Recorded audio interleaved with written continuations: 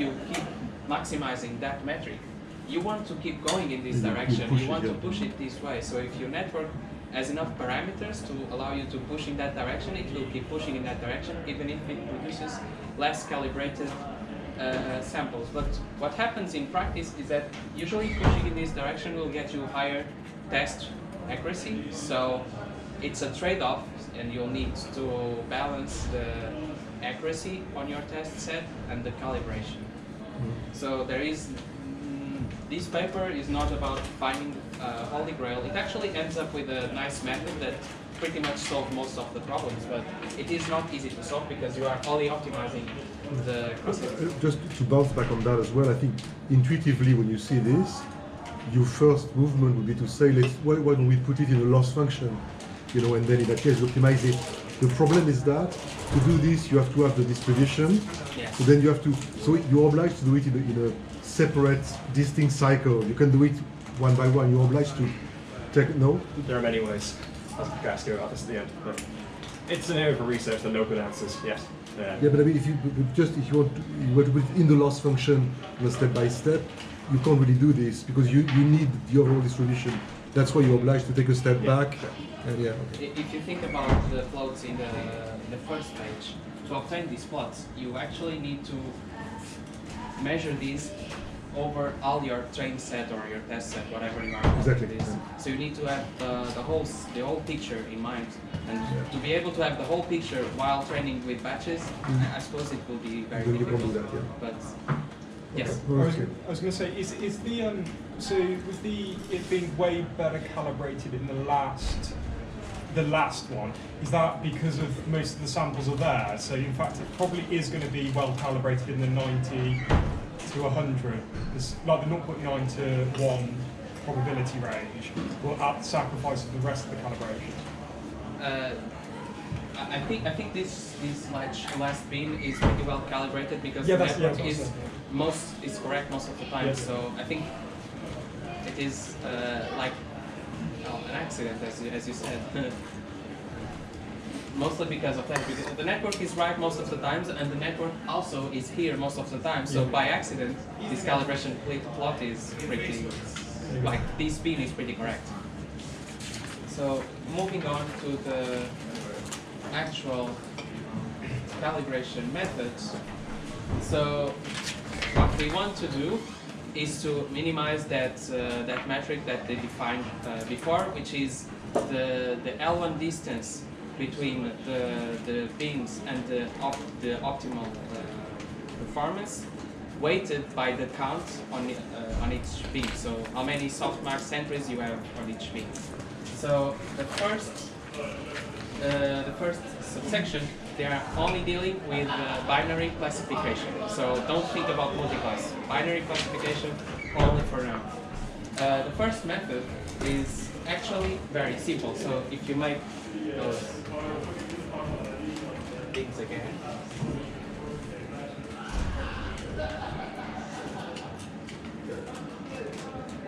What this method says is that for each bin, you want to apply some transformation such as it minimizes the square of this distance for each bin, and the bins are usually equally spaced. So if you minimize this metric, you will get a more calibrated network. The second method they propose is pretty much the same thing, but now you are allowed to move around your bin edges. So you have another degree of freedom. It's more complex, but you can get better calibrated solutions. The third method is about, well, using a Bayesian technique. If you want to read more about it, they have a whole appendix about it. I will not spend much time here. And then they have the plot scaling, which is what Carlos presented last week, which is about applying a scaling factor and a bias to the logics before actually getting the probability, the soft. Well, in this case, it's not the softmax, but it's the sigma. Yeah, the sigma. So, sorry, just a question. So this is basically applying some sort of transformation on the logics before the softmax, or no softmax? Yeah, you have the softmax afterwards. So plat scaling is after you got your softmax output, you have a new calibration set and you train a logistic regression on that. So there are a couple ways for binary and multi-class classification, but you have two trainable parameters, A and B, and your input becomes the softmax output, and your output is becomes a calibrated version of softmax.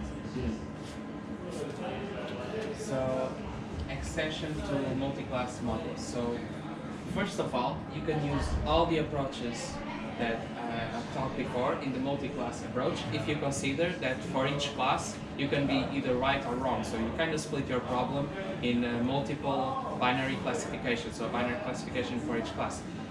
This has one problem though. You have absolutely no guarantee that your probabilities will sum to 1 in a given prediction, which can be a problem if you want to treat your output as a probability distribution.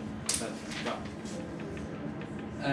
The second method they mention is an expansion of the plat scaling. So if you think about the plat scaling, you have